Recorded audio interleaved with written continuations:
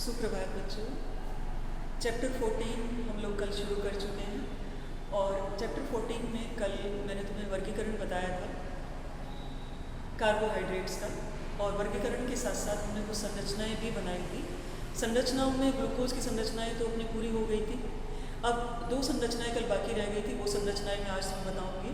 और उन संरचनाओं को मिलाकर जो ग्लूकोज है, गैलेक्टोज है और तीसरा अपना फ्रक्टोज है, उन संरचनाओं को मिलाकर जो डाइसैकेराइड अपने सिलेबस में है, जैसे सुक्रोज अपने सिलेबस में है, माल्टोज अपने सिलेबस में है और लैक्टोज अपने सिलेबस में है, तो ये तीनों जो डाइसैकेराइड अपने सिलेबस में है, इनकी संरचनाएं हमें बनानी है आज।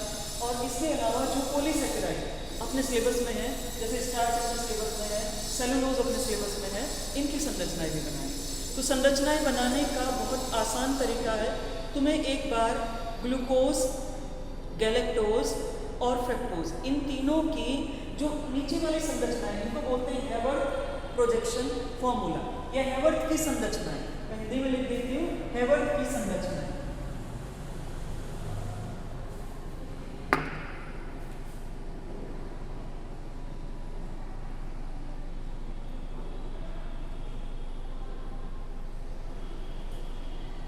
हेवर्थ संरचना, क्योंकि हेवर्थ वैज्ञानिक का नाम है और उन्होंने सबसे पहले इन संरचनाओं के बारे में बताया था, मैं जानकारी दी थी इनके बारे में। देखो, गैलेक्टोज का स्ट्रक्चर मैंने तुम्हें बताया था कि ग्लूकोज के जैसा होता है, बस एक ही अंतर होता है कि नंबर 4 कार्बन, ये नंबर तीसरा कार्बन है, 1 2 3 4 5। नंबर 4 कार्बन भी नंबर 3 कार्बन के जैसे OH उसमें बाएं हाथ की तरफ लगा हुआ होता है। तो नंबर 3 कार्बन और नंबर 4 कार्बन, ये दोनों कार्बन बाकी कार्बन से अलग व्यवहार बताते हैं गैलेक्टोज के अंदर। गैलेक्टोज की संरचना बनी हुई है जो हमने कल बना ली थी, गैलेक्टोज की संरचना। अब इस संरचना के आधार पर मैं इसकी चक्रीय संरचना बना चुकी हूँ। चक्रीय संरचना हमने कल ही बनाई थी। चक्रीय संरचना इसकी बन चुकी है। अब चक्रीय संरचना के आधार पर हमें ये संरचना बनानी है जिसको हम हेवर्थ की संरचना बोलते हैं। कैसे बनेगी हेवर्थ की संरचना? देखो, ये नंबर 1 कार्बन है और ये नंबर 5 कार्बन, दोनों ऑक्सीजन से जुड़े हुए हैं। कारण क्या है? नंबर 5 कार्बन पर जो OH समूह लगा हुआ है, उस OH समूह का एक हाइड्रोजन नंबर 1 कार्बन पर चला गया है और ऑक्सीजन के साथ जुड़कर वो OH समूह में बदल चुका है। ठीक है, इसीलिए ये कार्बन और ये कार्बन अपनी संयोजकता पूरी करने के लिए, अपनी चतुर्थ संयोजकता पूरी करने के लिए एक ऑक्सीजन के साथ जुड़े हुए हैं। ठीक है, तो यहाँ पे हमने देखो, ये तो मैंने ऑक्सीजन बना दी है। ऑक्सीजन बनाने के बाद मैंने बनाया 1 नंबर कार्बन और ये मैंने बनाया 5 नंबर कार्बन। मैं यहाँ पर इनके नंबर लिख देती हूँ, 1 number carbon, 2 number carbon, 3 number carbon, 4 number carbon और 5 नंबर कार्बन, 6 नंबर कार्बन। एक बात बताती हूँ बच्चों तुम्हें कि ये जो कार्बन की संख्या है, ये इन संरचनाओं में बहुत ज़्यादा महत्वपूर्ण है। कि अगर कार्बन संख्या 1 को कार्बन संख्या 4 से जोड़ना है तो हमें 4 से ही जोड़ना पड़ेगा। अगर हमने उसको किसी दूसरी संख्या से जोड़ दिया तो संरचना हमारी गलत हो जाएगी। इसलिए ये जो कार्बन की संख्या है, ये कार्बन की संख्या हमें अच्छे से पता होनी चाहिए कि किस तरफ से हमने कार्बन संख्या 1 शुरू की है और किस तरफ हमने कार्बन संख्या को ले जाकर खत्म किया है। ठीक है, अब यहाँ पर देखो, मैंने तुम्हें एक नियम और बताया था ये हेवर्थ की संरचना बनाने का, और वो नियम क्या था कि जो भी दाहिने हाथ की तरफ लगे हुए समूह होते हैं या परमाणु होते हैं, वो नीचे की तरफ आ जाएंगे और जो बाएं हाथ की तरफ लगे हुए होते हैं वो सबके सब ऊपर की तरफ आ जाएंगे। एक बार ध्यान से चेक करो कि जो दाएं हाथ की तरफ लगे हुए वो नीचे हैं और जो बाएं हाथ की तरफ लगे हुए इस संरचना में वो सबके सब ऊपर आएंगे। देखो, मैं बताती हूँ तुम्हें, दाएं हाथ की तरफ अपना OH आ रहा है पहले कार्बन पर, OH अपना नीचे लगा, OH आ रहा है दूसरे कार्बन पर, नीचे लगा, H आ रहा है तीसरे और चौथे कार्बन पर, नीचे लगा। ठीक है, अच्छा, अब एक तरीका तो ये है कि हम बाएं हाथ को भी देखें पूरा और देखने के बाद में संरचना पूरी करें। दूसरा तरीका क्या है कि हर एक कार्बन पर H और OH लगे हुए हैं, तो जो हम नीचे लगा चुके हैं उसका उल्टा हमें ऊपर लगाना है। अगर हमने OH नीचे लगा दिया तो H ऊपर लगाना है, OH नीचे लगाया H ऊपर लगाना है, H नीचे लगाया OH ऊपर लगाना है, H नीचे लगाया OH ऊपर लगाना है, और 5वें कार्बन पर CH2OH ऊपर आएगा। उसका कारण भी मैंने तुम्हें बताया था कि CH2OH को ऊपर ही क्यों लिया जाता है, नीचे क्यों नहीं लिया जाता। उसका कारण ये होता है कि वो हमारे कार्बन की श्रृंखला में शामिल है कार्बन, तो हमारी श्रृंखला यहाँ से शुरू होकर और हमारी श्रृंखला यहाँ जाकर पूरी होगी। वो कार्बन की श्रृंखला में शामिल होने के कारण इसको हमेशा ही ऊपर रखा जाता है। अब ये संरचना किसके लिए? मेरे दाहिने हाथ की तरफ पहले कार्बन पर OH समूह दाएं हाथ की तरफ लगा। अब मैंने दाएं हाथ की तरफ और बाएं हाथ की तरफ पहले कार्बन पर OH समूह की स्थिति के आधार पर तुम्हें एनोमर बताया था। उन एनोमर में अगर दाएं हाथ की तरफ लगा हुआ होता है पहले कार्बन पर OH तो उसको हम बोलते हैं अल्फा डी, और अगर बाएं हाथ की तरफ लगा हुआ होता है तो उसको बोलते हैं बीटा डी। तो ये हमारा दाएं हाथ की तरफ लगा हुआ है तो क्या हो गया? Alpha D galactose. और अगर इस OH को मैं इस तरफ परिवर्तित कर देती हूँ तो क्या बन जाएगा? बीटा डी गैलेक्टोज बन जाएगा। इस OH को मैं यहाँ ऊपर ले आती हूँ, H को नीचे ले आती हूँ तो बीटा डी गैलेक्टोज बन जाएगा। क्योंकि आज मुझे जो संरचनाएं बनानी है उन सब में मुझे अल्फा डी गैलेक्टोज लेना है, एक संरचना को छोड़कर। तो जब वो संरचना बनाऊंगी तब मैं इसको बीटा में परिवर्तित करूंगी, और उससे पहले जब तक वो संरचना नहीं बनाऊंगी तब तक इसको अल्फा ही रहने देंगे। ठीक है। अब इसके बाद आओ बेटा फ्रक्टोज की संरचना के ऊपर। फ्रक्टोज की संरचना कल मैंने तुम्हें सूत्र लिखकर बताई थी और एक संरचना उसकी बनाई थी, जो सीधी लाइन वाली संरचना है वो संरचना भी उसकी बनाई थी। अब मैंने यहाँ पर इसकी चक्रीय संरचना बनाई है। चक्रीय संरचना में इसमें और इसमें क्या अंतर है? देखो यहाँ पहले कार्बन पर CH2OH लगा हुआ है, लेकिन ये अंतर चक्रीय संरचना का नहीं है, ये अंतर सीधी लाइन वाली संरचना का है। क्योंकि चक्रीय संरचना तो हमने सीधी लाइन वाली की सहायता लेकर बनाई है। तो सीधी लाइन वाली संरचना में जहाँ पर भी कार्बोनिल समूह लगा होगा, कार्बोनिल समूह से मेरा मतलब है जहाँ पर एल्डिहाइड समूह लगा होगा या जहाँ पर कीटोनिक समूह लगा हुआ होगा, वही कार्बन पांचवें कार्बन से जुड़ता है। देखो यहाँ पर दूसरे कार्बन पर कार्बोनिल समूह लगा हुआ है फ्रक्टोज की संरचना में, मैंने बोर्ड से मिटा दी है क्योंकि तुम पहले बना चुके हो। तो अपनी संरचना को एक बार ध्यान से देखो कि उसमें दूसरे नंबर कार्बन पर यहाँ पर एक C डबल बॉन्ड O लगा हुआ है। ठीक है। अच्छा, अब उसके बाद C डबल बॉन्ड O के साथ वहाँ क्या लगा हुआ था? ऊपर वाले कार्बन पर CH2OH लगा हुआ है। कार्बन की संख्या अपनी कितनी है? 1 2 3 4 5 6, वही 6 कार्बन की संख्या। दूसरा कार्बन और पांचवा कार्बन, इन दोनों के बीच में बॉन्डिंग हो गई। ठीक है। यहाँ से जो हाइड्रोजन था वो हाइड्रोजन इस कार्बन के कार्बोनिल समूह के साथ मिलकर उसने यहाँ पर H और लगा लिया अपने साथ, तो OH बन गया। ठीक है। अच्छा, अब यहाँ पर ऑक्सीजन लगी हुई है दोनों कार्बन को जोड़ने के लिए, इनकी संयोजकता को पूरी करने के लिए। ये बाकी संरचना में कोई परिवर्तन नहीं है, बाकी संरचना वैसे की वैसे ही। मतलब मैं ये बोल सकती हूँ कि ये जो नीचे वाला भाग है ये पूरा का पूरा ग्लूकोज के जैसा है, केवल कार्बन 1 और कार्बन 2 को छोड़, बाकी जो नीचे वाला भाग है वो पूरा का पूरा ग्लूकोज की संरचना के जैसा है। और इसकी भी हमें ये संरचना बनानी है। ये संरचना पायरोन पर आधारित नहीं है, ये संरचना फ्यूरोन पर आधारित है।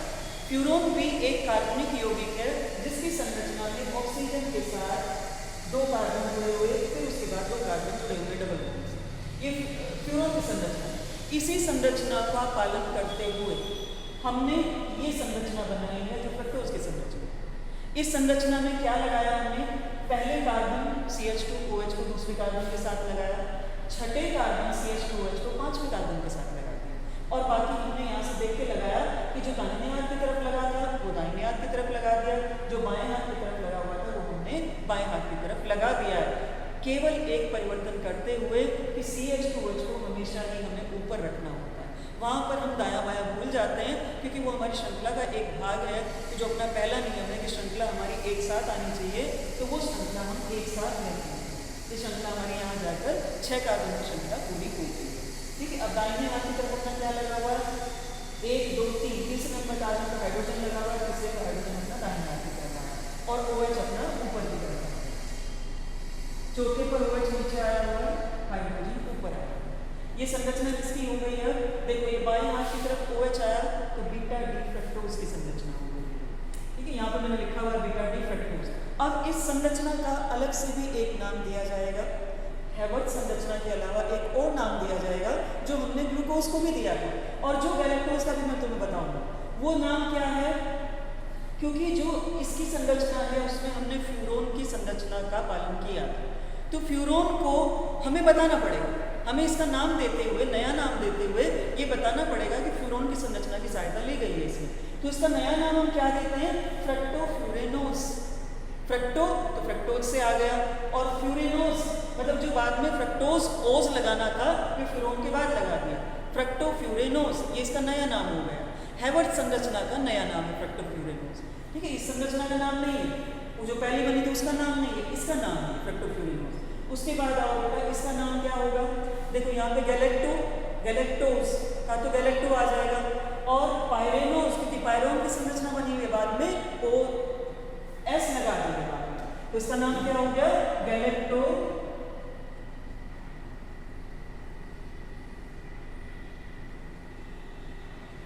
पायरेनोज। ठीक है, मैं उम्मीद करती हूँ कि ये संरचनाएं, तीनों संरचनाएं तुम्हें समझ में आ चुकी होंगी, और संरचनाओं को समझने के बाद भी संरचनाएं बनाना इतना आसान नहीं होता है, इसीलिए इस संरचना वाले पार्ट को मैं सबसे पहले लेकर चल रही हूँ। संरचना जैसे तुम यहाँ समझ रहे हो, समझते समझते अपने आप बनाने की प्रैक्टिस करो। जब तक तुम एक दो बार बनाकर नहीं देखोगे तब तक वो तुम्हें नहीं याद होने वाली है। तो मैं उम्मीद करती हूँ कि तुमने कल बना के देखी होंगी ये संरचनाएं, और इन संरचनाओं के आधार पर अब अपने डाइसैकेराइड का जो संरचना है उसका वर्णन शुरू करते हैं। देखो, पहला डाइसैकेराइड अपना क्या है? सुक्रोज। इसमें मैंने लिखा हुआ है अल्फा डी ग्लूकोज और beta D fructose. Alpha D glucose की संरचना मैंने यहाँ बनाई हुई है, और बीटा डी फ्रक्टोज की संरचना मैंने यहाँ बनाई हुई है। जो हमने अभी बनाई है बीटा डी फ्रक्टोज की संरचना, वो मैंने यहाँ बनाई हुई है बीटा डी फ्रक्टोज की। ठीक है, अल्फा डी ग्लूकोज का कार्बन नंबर 1 ये कार्बन, और बीटा डी फ्रक्टोज का कार्बन नंबर 2, इसका कार्बन नंबर 1, इसका कार्बन नंबर 2, दोनों जुड़े हुए हैं। कैसे जुड़े हुए हैं? देखिए, मैं इसको यहाँ से O को हटाती हूँ और तुम्हें जुड़ने का तरीका बताती हूँ। देखो, अपनी संरचनाओं में यहाँ पर OH लगा हुआ है और यहाँ पर भी OH लगा हुआ है। ठीक है, प्रैक्टिकली होता क्या है कि अगर दो कार्बन एक साथ जुड़ना चाहते हैं, मैंने यहाँ लगाया प्लस का निशान क्योंकि ये दोनों जुड़ना चाहते हैं। अगर दो कार्बन एक साथ जुड़ना चाहते हैं, दोनों ही कार्बन पर OH समूह लगा हुआ है, तो OH समूह की क्या प्रक्रिया होती है कि ये दूसरे OH समूह से H लेकर H2O बनाते हैं, और H2O बाहर निकल जाएगा और संरचना हमारी बदल जाएगी। जो ऑक्सीजन परमाणु बचा हुआ है, ये ऑक्सीजन परमाणु ये दोनों कार्बन के बीच में आ जाएगा। अब जो संरचना में बना होगी वो संरचना सुक्रोज की संरचना। H2O तो निकल चुका है, और H2O निकलने के बाद यहाँ पर ऑक्सीजन, जो एक ऑक्सीजन बचा था, वो ऑक्सीजन दोनों के बीच में आ चुका। ठीक है, माइनस क्या हुआ इसमें से? माइनस H2O, दोनों को मिलाकर माइनस H2O हमने निकाल दिया। ठीक है, क्योंकि दो ही अणु जोड़ने थे और दो ही अणु जोड़ते ही सुक्रोज बन जाएगा। इसके बाद हम दूसरी संरचना पर आते हैं बेटा, माल्टोज। ठीक है, alpha D glucose, alpha D glucose, जो हमने कल बनाया था। अल्फा डी ग्लूकोज और अल्फा डी ग्लूकोज कहाँ पर जुड़ने वाले हैं? अल्फा डी ग्लूकोज पहले वाले का कार्बन नंबर 1 जुड़ने वाला है, और अल्फा डी ग्लूकोज दूसरे वाले का कार्बन नंबर 4 जुड़ने वाला है। यहाँ कार्बन 1 और कार्बन 2 जुड़े थे, यहाँ कार्बन 1 और कार्बन 4 जुड़े। इसलिए मैंने तुम्हें बोला था कि जो कार्बन की संख्या है वो बहुत महत्वपूर्ण है, क्योंकि कार्बन की संख्या बदलते ही हमारा स्ट्रक्चर, हमारी संरचना दूसरी हो जाएगी, और हमारा जो कार्बोहाइड्रेट है उसका नाम बदल जाएगा। कार्बन की संख्या बदल गई, तो कार्बन नंबर 1 और कार्बन नंबर 4 पर भी वही हुआ। यहाँ OH लगा हुआ था, यहाँ OH लगा हुआ था, उन OH में से जल निकला, और जल निकलने के बाद ऑक्सीजन इसके बीच में बचा रह गया। तो ये जो संरचना है, ये संरचना किसकी बन गई है? ये संरचना अपनी माल्टोज की संरचना बन गई है। इसके बाद आते हैं बेटा तीसरी संरचना, लैक्टोज। लैक्टोज में तुम्हें याद दिलाती हूँ, तुमने कहाँ पढ़ा है? जो दूध है, दूध के अंदर जो पाई जाने वाली शर्करा है उसका नाम लैक्टोज होता है, और वो जो लैक्टोज शर्करा है, वो लैक्टोज शर्करा इतने लंबे समय से तुम पढ़ते आ रहे हो, आज उसकी संरचना देखने को मिली। 12th में तुम केमिस्ट्री पढ़ रहे हो, इसलिए तुम्हें आज उसकी संरचना देखने को मिली है। देखो, लैक्टोज में होता क्या क्या है, पहले तो ये पता कर लेते हैं। अल्फा डी गैलेक्टोज और बीटा डी गैलेक्टोज।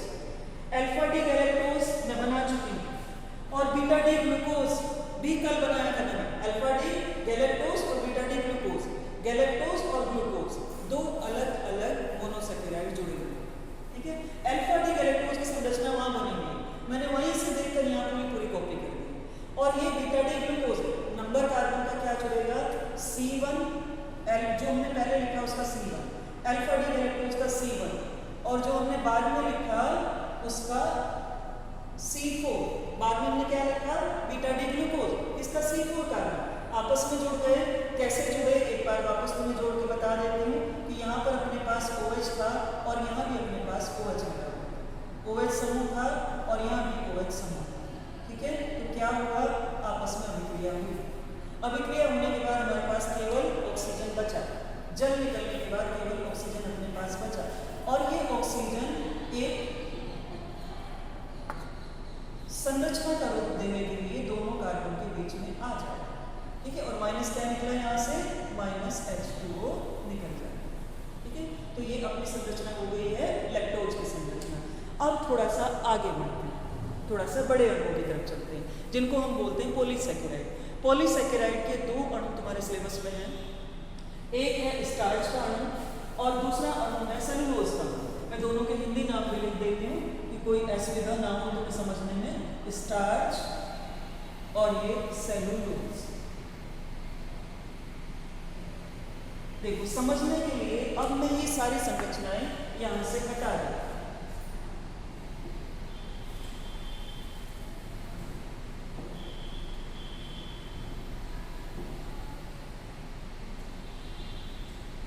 इस संरचना बनाने में कोई प्रॉब्लम नहीं आई, ये पूरा बोर्ड में यहां से खाली कर दिया। देखो सबसे पहले अपना ध्यान देते हैं एमाइड और स्टार्च पर। स्टार्च के दो भाग होते हैं संरचना के आधार। संरचना क्या है, वैसे तो स्टार्च का पाउडर एक ही होता है, आलू में स्टार्च एक जैसा ही होता है, लेकिन संरचना के आधार पर ये दो भागों में विभाजित होता है। एक को हम बोलते हैं एमाइलोज, दूसरे को हम बोलते हैं एमाइलोपेक्टिन। दोनों की संरचना में बहुत थोड़ा सा अंतर होता है, वो थोड़ा सा अंतर याद रखना बस, वो थोड़ा सा अंतर मैं हाईलाइट करके बताऊंगी आज तुम्हें। जो ये संरचनाएं एक साथ बताने का मेरा उद्देश्य है, वो उद्देश्य यही है कि सारी संरचनाओं में तुम्हें अंतर पता चल जाए कि किस संरचना में क्या अंतर है। देखो एमाइलोज और एमाइलोपेक्टिन का मैंने प्रतिशत मात्रा लिखी हुई है। एमाइलोज स्टार्च के अंदर 15 से 20% होता है और एमाइलोपेक्टिन स्टार्च के अंदर 80 से 85% होता है। मेरा कहने का मतलब क्या है कि अगर हमने 100 ग्राम स्टार्च लिया हुआ है तो 100 ग्राम स्टार्च में 15 ग्राम या 20 ग्राम एमाइलोज होगा और 80 ग्राम या 85 ग्राम उसमें एमाइलोपेक्टिन उपस्थित होगा। ये मेरा कहने का मतलब है। अब संरचनाएं देखो, जो स्टार्च है वो अल्फा डी ग्लूकोज का ही पॉलीमर होता है। ये अल्फा डी ग्लूकोज की संरचना, ये अल्फा डी ग्लूकोज की संरचना, ये अल्फा डी ग्लूकोज की संरचना, ठीक है। अल्फा डी ग्लूकोज मैंने यहाँ पर लिख दिया अल्फा डी और इंग्लिश में लिख देती हूँ क्योंकि नाम इंग्लिश में है। अल्फा डी ग्लूकोज, सारे अल्फा डी ग्लूकोज ही लिखे हुए हैं। ये भी अल्फा डी ग्लूकोज, ये भी अल्फा डी ग्लूकोज, ये भी अल्फा डी ग्लूकोज। ऑलरेडी तुम्हें इस संरचना लिखनी आ चुकी है। अल्फा डी ग्लूकोज का कार्बन नंबर 1 नंबर 4 से जुड़ा, नंबर 1 फिर से नंबर 4 से जुड़ा, नंबर 1 फिर आगे जुड़ जाएगा नंबर 4 से, और ऐसे करके ये हमारा क्या बन जाएगा, एमाइलोज बनता चला जाएगा। अगर ये केवल रेखीय संरचना बन रही है, रेखीय संरचना, तो इसको हम एमाइलोज बोल देते हैं, ये संरचना एमाइलोज की। लेकिन अब मैं इसमें थोड़ा सा परिवर्तन करूंगी।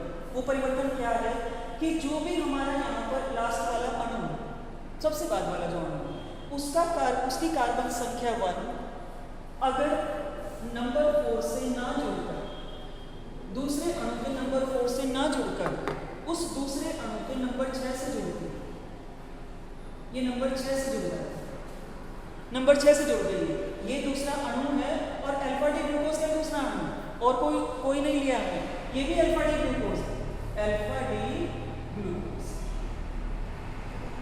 लेकिन यहाँ पर बॉन्डिंग किसके बीच आ गई है, कार्बन संख्या 6 और कार्बन संख्या 1 के बीच। तो अगर 6 और 1 की बॉन्डिंग भी साथ साथ आएगी, और क्योंकि ये बॉन्डिंग वहाँ नहीं चल सकती, एक लाइन में नहीं चल सकती, इसके लिए दूसरी लाइन बनना शुरू हो जाएगी। तो इस संरचना को अब एमाइलोपेक्टिन बोलते हैं। ये संरचना अब एमाइलोपेक्टिन की हो चुकी है।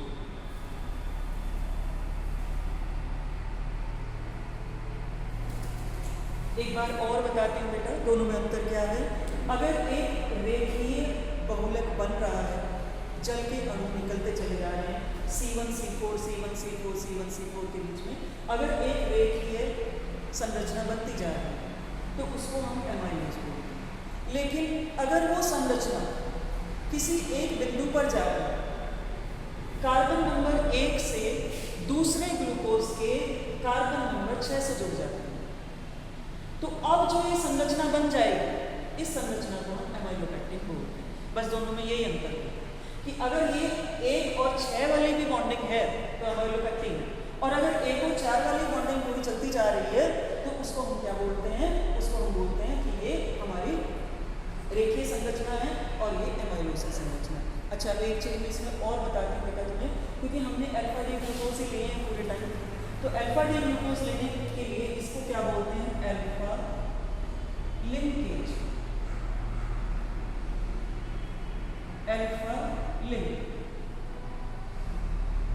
अल्फा लिंकेज, क्योंकि सारे अल्फा डी ग्लूकोज ही ले रखे हैं, सारे अल्फा डी ग्लूकोज ही है स्टार्च के अंदर, तो अल्फा लिंकेज उसको बोलते हैं।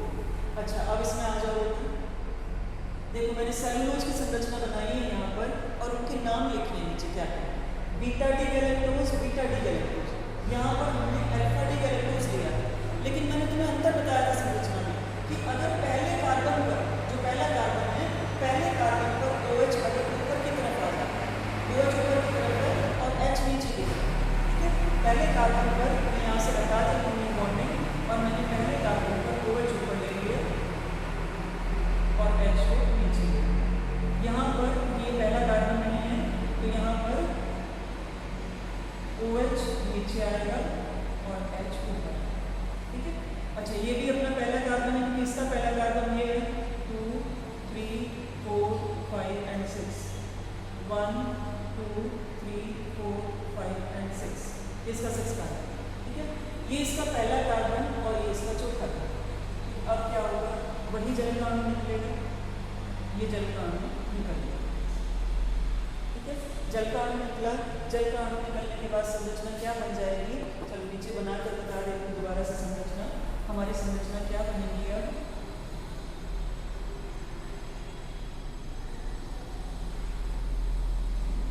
ये जो वैलेंसी मैंने छोड़ी है, ये वैलेंसी तुम्हें पूरी करनी है कि कहाँ पर क्या लगा, क्योंकि ये पहले संरचना में बना चुका है, ठीक है? हमारे पास देखो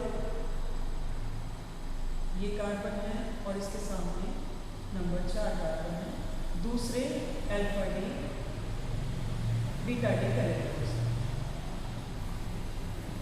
ठीक है? ये हमारी स्थिति। अब एक ऑक्सीजन अपने पास बचा होगा, -H2 निकलने के बाद एक ऑक्सीजन अपने पास बचा होगा, ये ऑक्सीजन इन दोनों के बीच में ऐसे, ये लिंकेज है अल्फा बीटा लिंकेज, वो अल्फा लिंकेज थी, अल्फा के बीच में बनी थी, देखो बीच में एक लाइन ऐसे लगती थी, ठीक है? तो ये अल्फा लिंकेज थी क्योंकि वो अल्फा अल्फा के बीच में बनी थी, ये अल्फा, ये बीटा लिंकेज है क्योंकि ये अल्फा और बीटा के बीच में बनी है। और इस लिंकेज का नाम दोनों में, इसमें या इसमें, इसको क्या बोलते हैं? ग्लाइकोसिडिक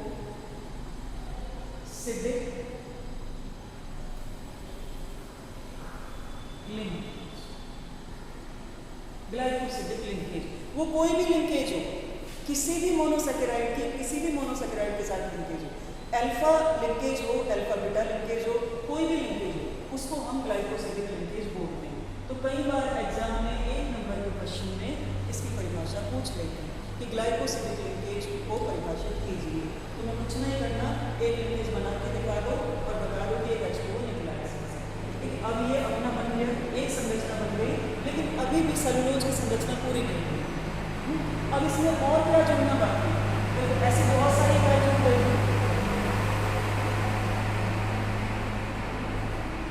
यहाँ पर ऑक्सीजन आया, बहुत सारी इकाई इसकी जुड़ती चली गई। अब जुड़ने के बाद अब इसके साथ क्या जुड़ेगा? अब इसके साथ बीटा डी ग्लूकोज और जुड़ने वाला, इसलिए मैंने तुम्हें बोला कि ये अल्फा बीटा लिंकेज होने वाला है, बीटा डी ग्लूकोज और जुड़ने वाला है। बीटा डी ग्लूकोज हमने यहाँ पर बनाया, तो यही संरचना में ले लेती हूँ बीटा डी ग्लूकोज। देखो बीटा डी ग्लूकोज की संरचना आ गई, और ये भी अपना बीटा डी गैलेक्टोज है, बीटा डी नहीं है, तो यहाँ पर ऑक्सीजन ऐसे है। संरचना में क्या बनेगी?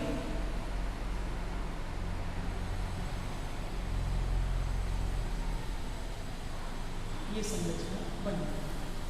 अब ये जो संरचना अपनी बनी है, ये संरचना को हम बोलते हैं सेलुलोज। मैंने ऊपर लिख दिया है, यहाँ नीचे भी लिख देती हूँ, सेलुलोज। बीटा डी गैलेक्टोज की इकाइयाँ भी एक साथ जुड़ी हुई होती हैं और उसके साथ बीटा डी ग्लूकोज भी जुड़ा हुआ होता है। इसका नाम वापस लिखते हैं, बीटा डी ग्लूकोज। और ये क्या है, बीटा डी गैलेक्टोज। इसीलिए लिंकेज का नाम क्या हो जाएगा, बीटा डी।